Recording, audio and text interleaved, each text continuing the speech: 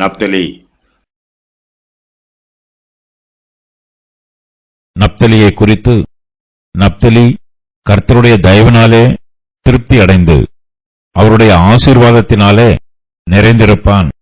நீ மேற்றிசையையும் தென் திசையையும் சுதந்திரித்துக்கொள் என்றான்.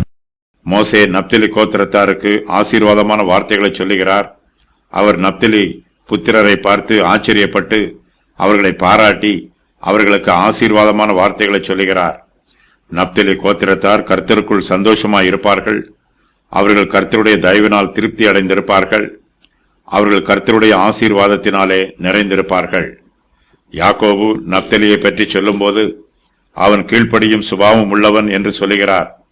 இவன் மற்றவர்களை நேசிக்கிறவன். நப்தலி விடுதலை பெற்ற பெண்மான். இன்பமான வசனங்களை வசனிப்பான். நப்தலி இன்பமான வார்த்தைகளை பேசுவதனால் நப்தலி கோத்திரத்தாருக்கு பிற்காலத்தில் மிகப்பெரிய ஆசீர்வாதம் கிடைத்திருக்கிறது.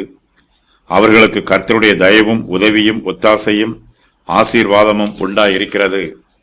நப்தலி கோத்திரத்தார் எல்லா ஜனங்களோடும் சமாதானமாய் இருப்பார்கள். தங்களுக்கு கிடைத்திருக்கும் ஆசீர்வாதங்களில் அவர்கள் திருப்தியாயிருப்பார்கள். யூதர்கள் நப்தலி கோத்திரத்தாரின் நிலத்தை பற்றி சொல்லும்போது அந்த நிலம் கனி விருட்சங்கள் நிரம்பிய நிலம் என்று சொல்லுவார்கள். நப்தலி கோத்திரத்தாரின் சுதந்திர வீதம் கானான் தேசத்தின் வடக்கு பகுதியில் உள்ளது. இஸ்ரவேல் புத்திரர் தங்கள் நிலத்தின் விளைச்சலின் முதற் பலனை கர்த்தருடைய ஆலயத்திற்கு கொண்டு வரும்போது நப்தலி கோத்திரத்தாரே தங்களுடைய முதற் பலன்களை கர்த்தருடைய ஆலயத்திற்கு முதலாவதாக கொண்டு வருவார்கள். அவர்களே ஆசாரியர்களின் முதலாவது ஆசீர்வாதங்களை பெற்றுக் கொள்வார்கள். இது நப்தலி கோத்திரத்தாருக்கு கொடுக்கப்படும் விசேஷித்த ஆசீர்வாதமாகும். மோசே நப்தலி கோத்திரத்தாரை பற்றி சொல்லும்போது நப்தலி கர்த்தருடைய தயவினாலே திருப்தி அடைந்து அவருடைய ஆசீர்வாதத்தினாலே நிறைந்திருப்பான்.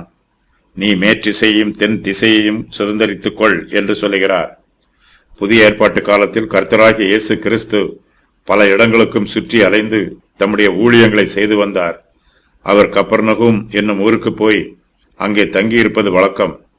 கப்பர்நகூம் ஊர் நப்தலி கோத்திரத்தாருடைய சுதந்திரத்தில் உள்ளது. மோசே நப்தலி கோத்திரத்தாரை பார்த்து நீ மேற்றிசையையும் தென் திசையையும் சுதந்திரித்துக் கொள் என்று சொல்லுகிறார். மேற்றிசை என்பது கடலை குறிக்கும். மோசே சொல்லுகிற இந்த வார்த்தைக்கு நீ கடல் திசையை சுதந்திரித்துக் கொள் என்பது பொருளாகும். நப்தலி கோத்திரத்தாருக்கு கொடுக்கப்பட்ட சுதந்திரத்தின் தென் பகுதியில் கலிலேயா கடல் உள்ளது. கலிலேயா கடற்கரை பகுதியில் இயேசு கிறிஸ்துவின் ஊழியம் அதிகமாய் நடைபெற்றிருக்கிறது. நப்தலி கோத்திரத்தார் கப்பர்நகூம் பெத்சாயிதா ஆகிய பட்டணங்களின் ஐஸ்வர்யங்களுக்கு சாட்சியாய் இருக்கிறார்கள். நப்தலி கோத்திரத்தாருக்கு மோசே 2 ஆசீர்வாதங்களை சொல்லுகிறார். அவையாவன, நப்தலி கர்த்தருடைய தயவினாலே திருப்தி அடைவான்.